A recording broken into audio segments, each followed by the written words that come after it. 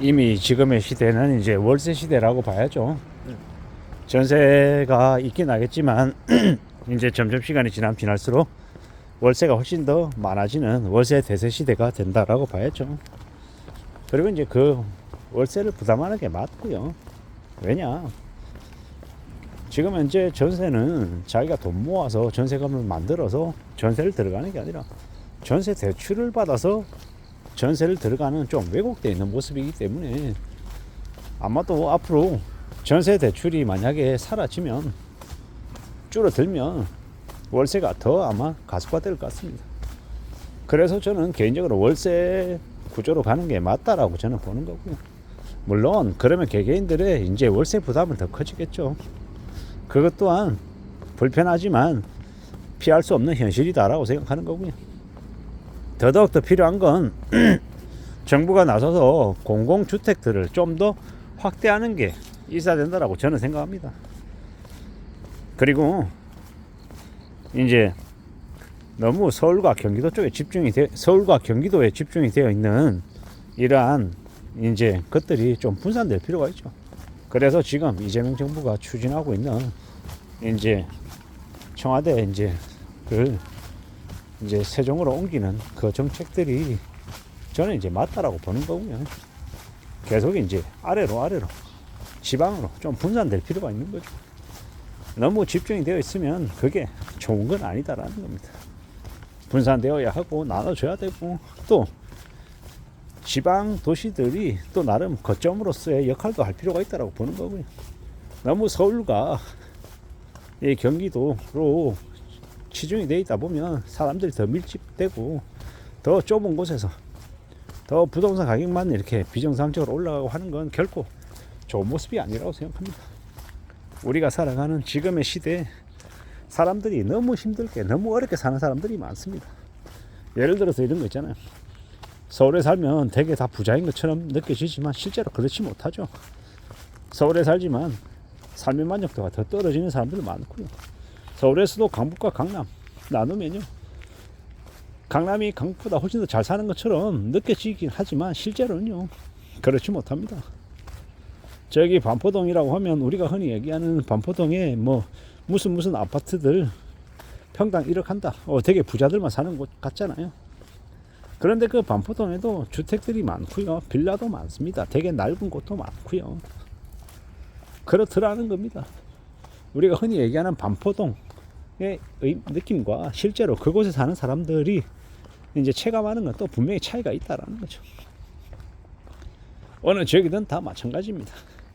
강남구, 서초구, 용산구, 송파구 다 마찬가지라는 거죠. 다들 다 잘 사는 부자들만 사는 곳이 아니다라는 겁니다. 겉으로 보이는 것, 사는 지역에 대한 이름만 들었을 땐 저 사람은 부자인가 보다 이렇게 생각할 수 있는데 그러지 않은 경우도 꽤나 많다라는 것.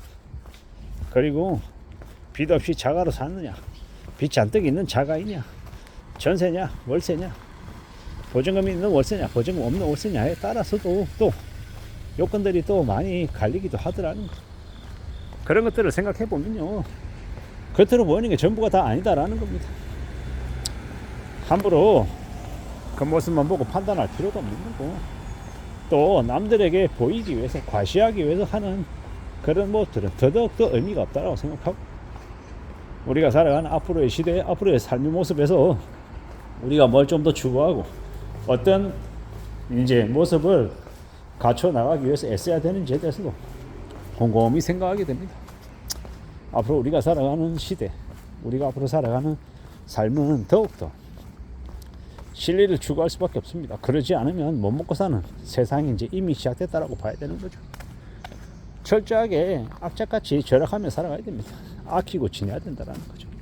물론 수월하진 않죠. 힘들죠. 근데 사람들은 누구나 다 정의 동물입니다. 정하며 살 수 있습니다. 그렇기 때문에 무리하게 과도하게 허세 부리지 않고요, 착실하게 지내면 또 그렇게 살아집니다.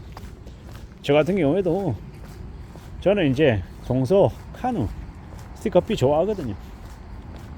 그걸로 마시면 커피 한 잔 해결됩니다. 대략 그게 개당 뭐 한 300원, 250원, 300원, 400원 꼴 하겠죠.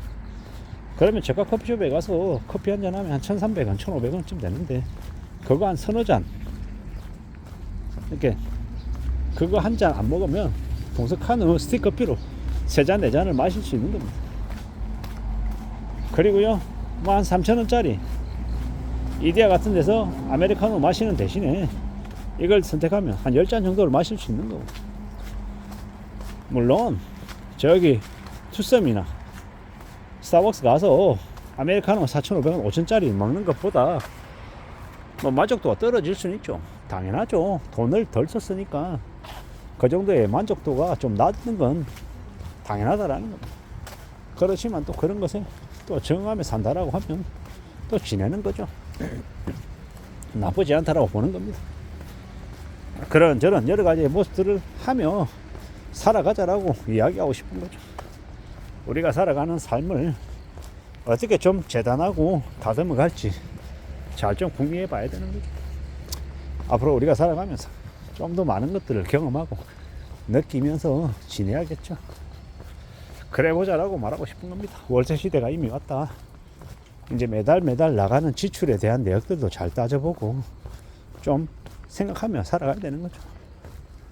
어떻게 살아가는 게 현명할지 냉정함도 좀 갖출 필요가 있고요. 철저히 여기저기에서 들어오는 현금 흐름들이 많아야 된다고 생각합니다. 월세가 들어오는 뭐 부동산도 하나 있으면 좋고요. 그리고 채권 이자가 들어오는 채권도 좋고, 배당금을 주는 주식도 좋고, 뭐 책을 써서 인쇄 받는 것도 좋고, 예금 이자가 들어오는 것도 좋고, 뭐 여러 가지 형태로 파이프라인을 많이 만들어서 그걸 가지고 살아간다라고 하면 꽤나 삶이 유용할 수 있겠다라는 겁니다. 그렇게 살아가보자 라고 말하고 싶은 거죠. 배당 투자도 하고요. 배당금 주식요. 무엇이 되었건 간에 관심 가지고 오래오래 갖고 가면서 살면 그러면 괜찮을 것 같습니다. 서두르지 않고 차분히 차근차근 갖춰 나가보자 라고 이야기하고 싶은 거죠. 그렇게 사는 게 우리에게 꽤나 큰 보탬이 될 것 같다 라고 생각합니다. 잘 만들어 가보죠. 잘 다듬어 가보죠. 월세 시대가 이미 왔기 때문에 우리는 우리의 소비를 좀 더 조절하고 좀 신중하게 쓸 각오를 해야 될 것 같습니다. 그렇게 지내야 될 것 같다라고 이야기하고 싶은 겁니다. 잘 살아가 보자고, 잘 지내보자고, 어떻게든 잘 추스리며 삶을 좀 살아내야 될 것 같습니다. 그래야 될 필요가 있는 것 같다라는 겁니다. 이상입니다.